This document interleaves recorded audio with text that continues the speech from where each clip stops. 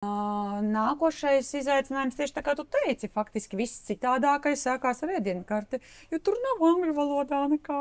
Tev ir jāņem pēc bildēm un pēc hieroglifiem. Kā tas ir pēc hieroglifiem? Nu, tātad viņu uzraksts un bildīt. Jā. Un tu jau ar laikiem mācījies tos hieroglifus? Un ar ēdienam, kas tev patika? Ar laiku es patiesībā faktiski nofokusējos uz to, ka ļauties, kas būs, tas būs.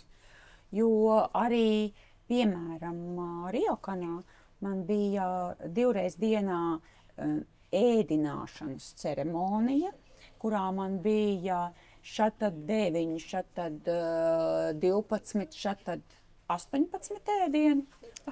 Viņi visi, protams, ir ļoti maziņi, bet tev ir jāpagaršo tā garšu kombinācija. Viņš ir varbūt tāds 2 reizes 2 centimetri, bet viņš ir ēdiens.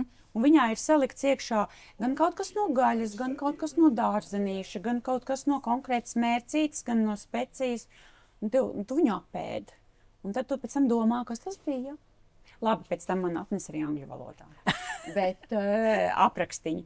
Bet īstenībā es absolūti ļāvos, un es sevi izaicināju, ka es gribu minēt. Jā. Īpaši tās lietas, kuras es vispār nesaprotu, kas tas tāds ir.